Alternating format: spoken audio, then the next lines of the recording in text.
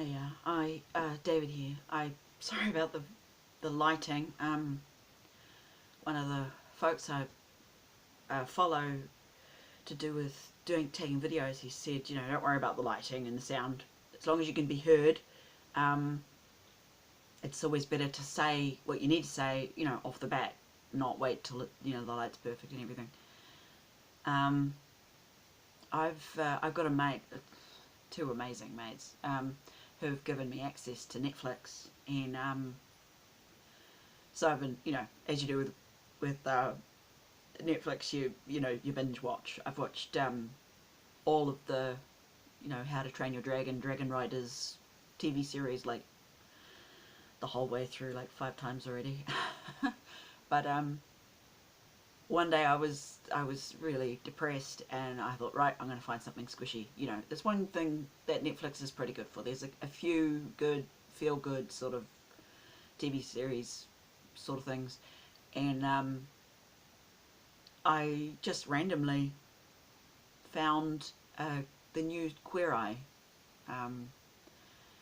The original was quite popular sort of in my late teens. I used to thought it was a little bit, marginally dodgy, because you're basically assuming that all gay men know how to do fashion and stuff, and all straight men don't, which is completely not the case, but it was for the era, and I thought, but on this day, I just needed something positive, even if it was a bunch of very camp gay guys squealing at the top of their voices and throwing shit around and, being as terribly wonderfully camp as they can be. And I've watched both 2 seasons through twice now, and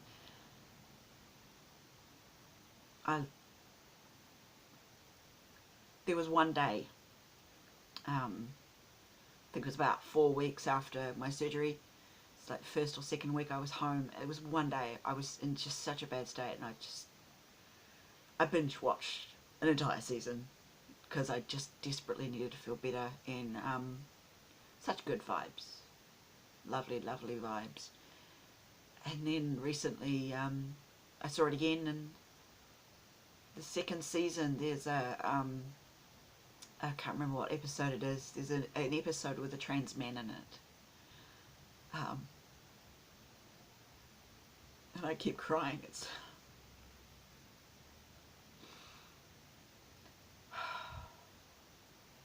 the first scene in this episode. He's waking up from top surgery. That's how they introduce his life to them, to the Fab Five. And he's, obviously blurry off his face, completely blurry because he's still, sedate and everything. And the first thing he does is look down his chest. And I've just watched it again, which is why it's up for me. And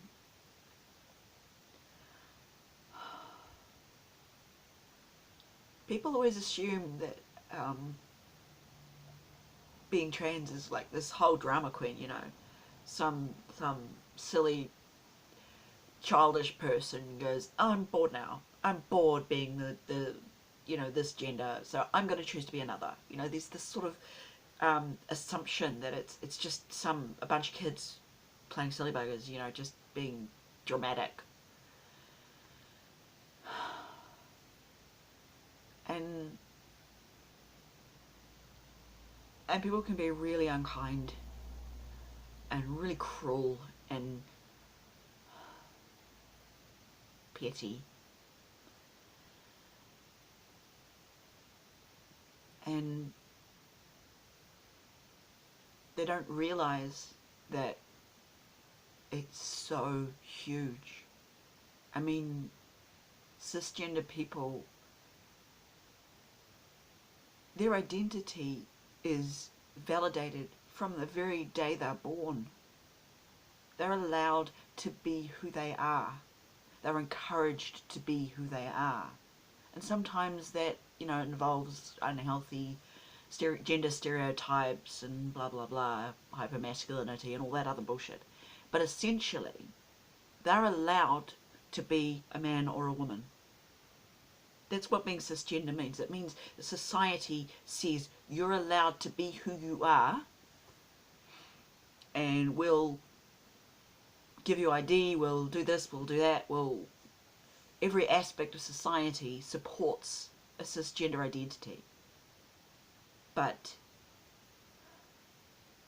I'm not allowed to be who I am. 40 years I tried to be a girl because that's what everyone wanted me to be. And while for the most part I've had a fairly good response, minus one bitchy person, amongst my friends anyway, society at large still deems me to be a freak, still deems me to be this drama queen child throwing a tantrum and demanding healthcare and money and blah blah blah blah. I had one person say something to the effect of, why don't you just be happy with who you are? They don't understand. I know who I am. I'm David. And sometimes that's a he, and sometimes it's a they, but I'm still David. And I'm very certainly not she. But the problem is they don't understand that situation. They don't understand that who I am is who I say I am. I'm not throwing a drama queen. I'm not throwing a tantrum, whatever. This is who I am. This is who I've always been. I've known since I was 3 years old that whatever else I was, because I didn't really know what I was, I didn't have a name for what I was, I knew I wasn't a girl. I wasn't what they wanted me to be. I wasn't the kid that would wear the frilly dresses my dad kept trying to force me to wear. You know, I was gumboot shorts and t-shirt and scuffling around in the mud and, you know, roughhousing in the backyard with my brother when he let me. I wasn't the delicate, pink, roughly boofy hair makeup person that they wanted me to be. I knew that. I knew that from a very early age. But there was nowhere in society where I could fit as myself. I wasn't allowed to be myself. Imagine that. Imagine knowing who you are, absolutely, in your core, who you are, and all of society tells you you have to be something else, something that is the opposite of who you are. And that's what it's like to be trans. Imagine being the gender that you are, say if you're a cisgender woman, and the entire world kept arguing with you and telling you, no, you're a boy. No, we know better, you're a boy. You're a boy, you're a boy, you're a boy, you're a boy. And imagine that every day, all day, for 40 years.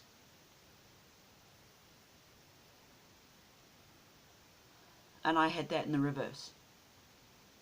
Being told I had to be a girl.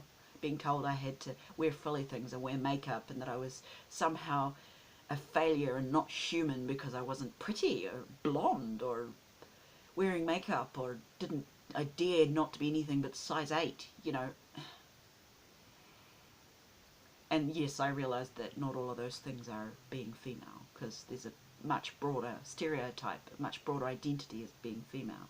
Being a woman is bigger than just your dress size or what you look like, but that's the stereotype. That's the stereotype that society tries to put on all people they think a woman. And so not only did I have to deal with all of the unhealthy gender stereotypes and the shitty things like, no, you can't play soccer because only boys play soccer, all that, you know, normal shit that girls get, I wasn't a girl. And I've got to get back off the past and onto the present. This episode of Queer Eye with the trans man, Skylar, I think his name was,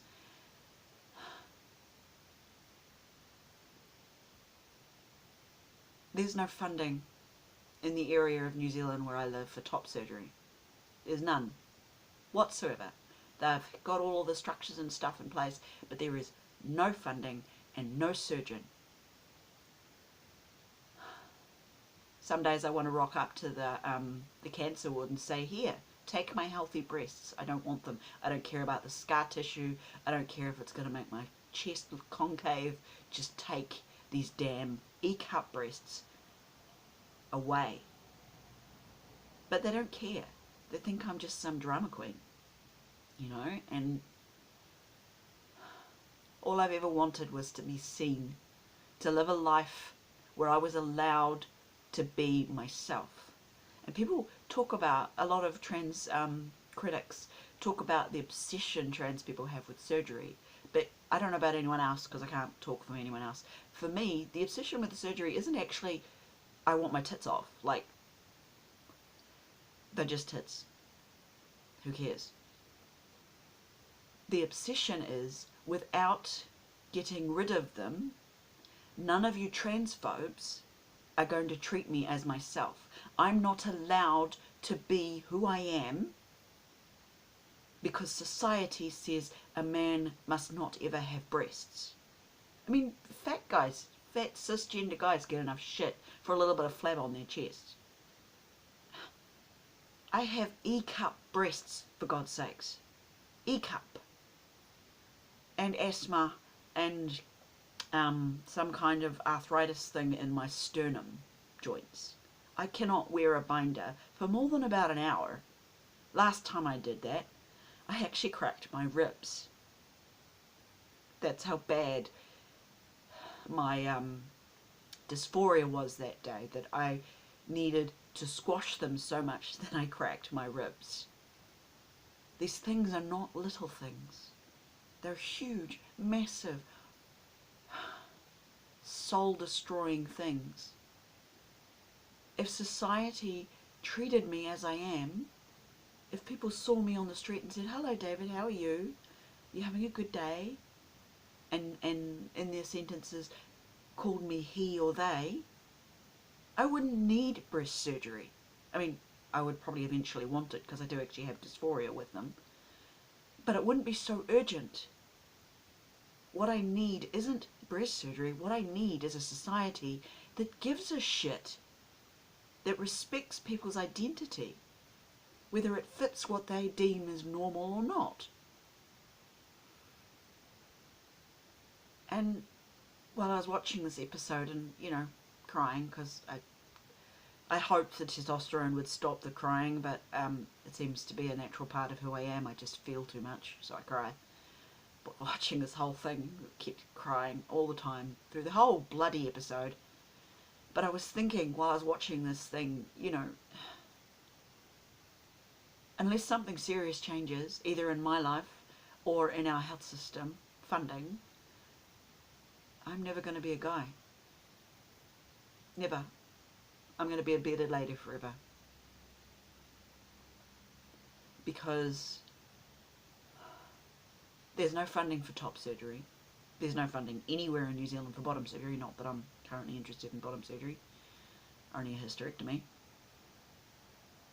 If there's no funding for top surgery, and you're poor and can't go to Thailand to get them chopped off, which, as I said, unless there's a miracle, it's not going to happen for me, I can't get top surgery.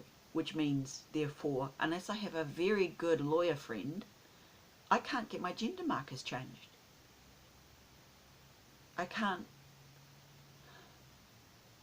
unless something changes, I probably can't transition fully. Which means I'm going to be in danger of attack and bullying and probably rape from the bigots who think they have the right to do so because I'm a freak. And this is killing people. I mean, it could very well kill me, I don't know. But anyone in the Waikato who needs top surgery can't get it because the DHB, the District Health Board, can't be bothered funding help for trans people. It was the bloody sexual health clinic that started a service for trans people. It wasn't the hospital. The hospital doesn't give a flying fuck. We're not important enough. We're not real patients.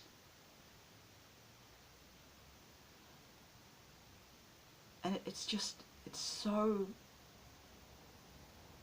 it overwhelms me how completely unfeeling, uncaring our society in New Zealand is. I used to believe that New Zealand was this lovely haven where lovely people who accepted people and let people live without hate or discrimination. I thought New Zealand was wonderful, and then of course, you know, I found out the hard way that it wasn't. And there's all these people that keep talking that New Zealand is this wonderful place, and the thing is, just because we don't have guns and we don't shoot people very often, doesn't mean that we're not as bad as other places like the US. I can't get help because I'm disabled, I can't work. And the welfare system isn't enough to even live on, let alone save up or anything. And the health system is so badly underfunded, there's no resources. So I don't even get normal healthcare, let alone trans healthcare. And it hurts so much to think that if they cared enough, if people actually cared enough about other citizens of New Zealand, I could have a life. I could actually transition properly and live and be who I am. Instead of that, what was it? I was driving my mobility scooter that I've rented for a little while down the street, and a bunch of kids said something like "that crippled old lady" or something, which is ridiculous. I don't think 40 is particularly old. Oh well, they were kids. There's just so much that's wrong and unfair and cruel, and all we want to do is to be able to live as we are. We want society to be safe enough and supportive enough so that we can just be who we are, actually and truly who we are, and to be seen and validated as who we are. We're not asking for $1 billion trillion. We're not asking for everyone to change their entire world. Just, oh, that person's suffering, here, have some more funding to ease their suffering. It's not a big thing. Not really. Not at the cost of lives. But they don't care. I was also going to talk about when I went in for my back surgery, which is going really, really well, by the way. It's almost 3 months, I think,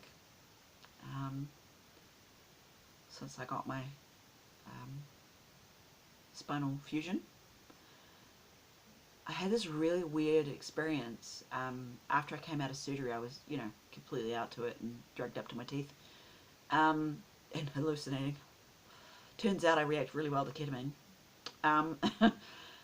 I came out, and there was, in our hospital system, you get assigned a nurse, and a nurse is assigned to make sure that you're okay for, I think, 6 hours, they're at 6 or 8 hour shift. And the lady who was my nurse for a short while until the night shift started,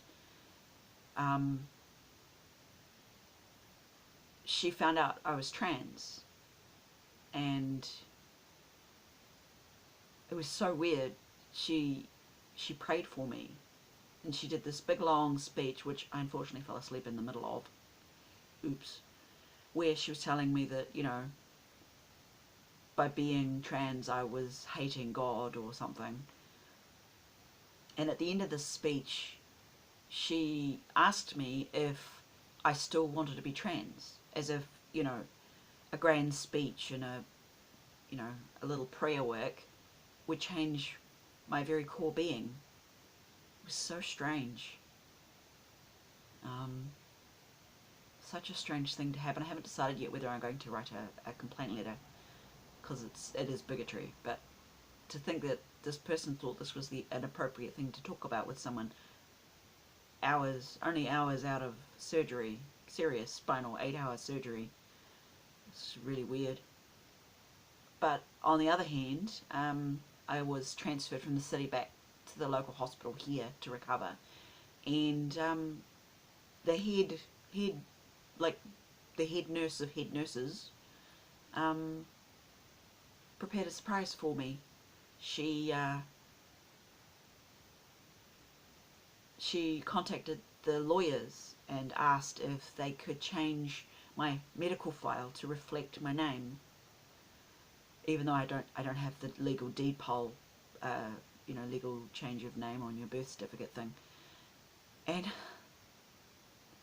all of my medical files, all of my medical scripts, my pills, everything, my medical file, my the file at my pharmacy, everything has been transferred to my new name. And they did this out of pure kindness. So, the world isn't completely shit. And it was just so kind. And after that weird experience coming out of surgery, it was such a strange duality, and I've been having a lot of trouble lately trying to figure out where I want to head and what I want to do and my purpose, and sorts of things where you face a thing that's kind of scary and could kill you, and you get through it. It's typical to self-evaluate. And I'm finding it really hard to marry the fact that I know that there are people out there who genuinely want me dead for being what I am, and also lovely people who are perfectly fine with who I am. It's scary, especially for someone with complex PTSD. I'm still working it out, but I haven't done a video thingy since my op, so I thought I'd better do something soon. And this bloody Queer Eye episode just, poked all my buttons, as they do. And I just wanted to share that with you guys. So, thank you.